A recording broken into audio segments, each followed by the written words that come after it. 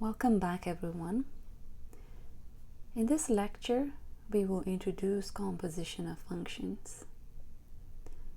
Composition of functions is a way of combining two functions in a way that the output for one function becomes the input for another function. The notation that we use for composition of two functions f and g is f circle g, and what this means, f circle g of x is equal to f of g of x. Means that the input x is first given to the function g. G of x is produced.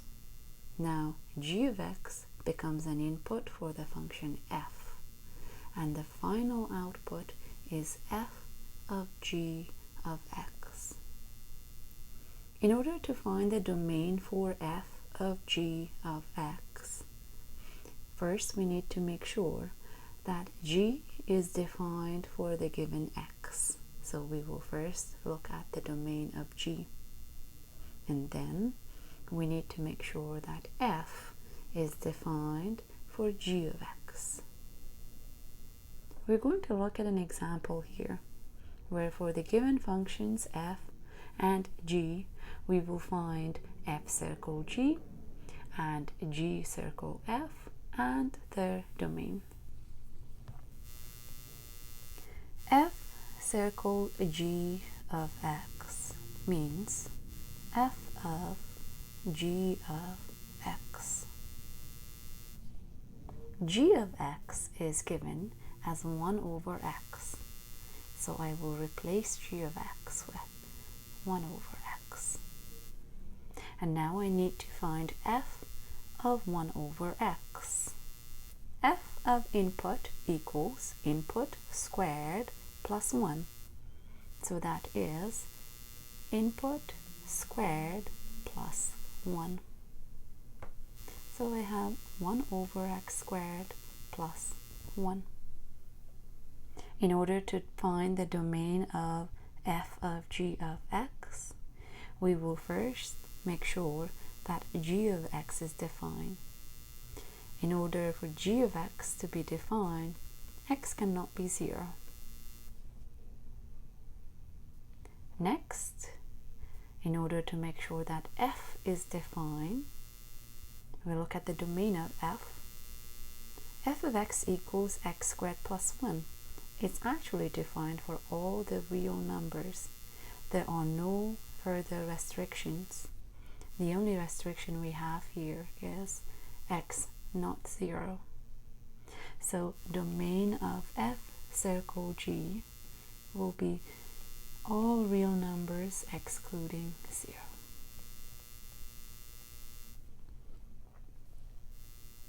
Next, let's take a look at g circle f of x. That is g of f of x. F of x is defined as x squared plus 1. I will replace f of x with x squared plus 1. G of an input equals 1 divided by input. So g of x squared plus 1 will be 1 divided by x squared plus 1. To find the domain of a g circle f, we will first look at the domain of f. F is defined for all real numbers. Next, we want to make sure that g is defined. G is defined anywhere but 0. So we want to make sure that the input x squared plus 1 is not 0. X squared plus 1 is never 0. X squared is never equal to negative 1. So for any real number, x squared plus 1 is not 0, and therefore domain of g circle f is all real numbers. We could consider composition of 3 or more functions. So for example, defining f circle g circle h of x is f of g of h of x. We will begin with the input x, and we will calculate h of x first. Next, we will calculate g of h of x, and finally f of g of h of x. In this example, we will have a chance to practice. We would like to find f circle g circle h. That is f of g of h of x. H of x is defined as x squared. So I will replace h of x with x squared. Next, I would like to calculate g of x squared. G of an input equals input minus 1 if the input is negative, input plus 1 if the input is non-negative. I need to decide whether the input here, x squared plus 1, is negative or non-negative. We all know that x squared is always greater than or equal to 0, is non-negative.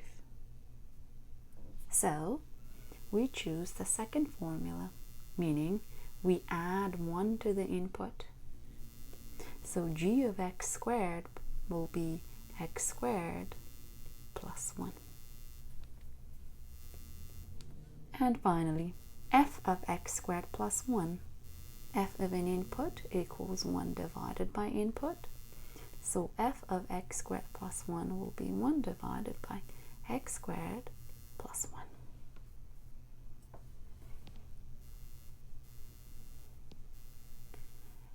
Next, we will talk about the opposite act. Means that if we have a complex function, we are interested in decomposing that function into simpler functions, into 2 or more simpler functions. This becomes very helpful once you try to apply chain rule in Calculus 1. So you get to a point in Calculus 1 where you learn about differentiation and chain rule. And while applying chain rule, you need to be able to decompose a complex function. So we practice that skill here. In the first example, we would like to decompose this function 1 over x minus 4 cubed into 2 simple functions f and g in this order, so that f of g of x is equal to 1 over x minus 4 cubed. There are usually more than one way to decompose a function. So why don't we look at a couple different ways? We could choose the inner function g of x as x minus 4. And the outer function will become f of x equals 1 over x cubed. Let's test this. So I'm going to calculate f of g of x. That is f of x minus 4, and that is 1 divided by x minus 4 cubed. Here's another set. We could consider the inner function g of x as x minus 4 cubed, and then f of x, 1 over x. Let's test. So f of g of x will be f of x minus 4 cubed, and that is 1 over x minus 4 cubed.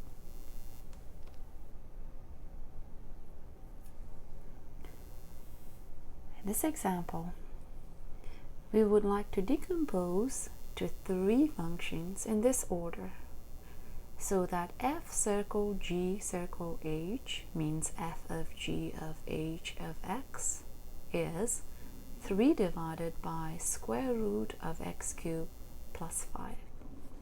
Again, let's take a look at a few different ways to do this. We could use h of x as x cubed plus 5. Then the next function, the next layer, we could consider the square root function. And the final layer, f of x, we could consider that as 3 divided by x. Why don't we test this? So, f of g of h of x, that is f of g of x cubed plus 5. G of x cubed plus 5 is square root of x cubed plus 5. And f of square root x plus 5 is 3 divided by square root x cubed plus 5. Here's another set. We could consider h of x as x cubed. Then the next layer, g of x, could be square root of x plus 5. And finally, f of x could be 3 divided by x. Let's test it. F of g of h of x will be f of g of x cubed. G of x cubed is square root of x cubed plus 5. F of square root x cubed plus 5 is 3 divided by square root x cubed plus 5. So yeah, that could be another set. Normally there are more than one way to decompose a function. Use the exercises in your textbook and homework questions to practice both composition and decomposing a function. This is the end of our lecture.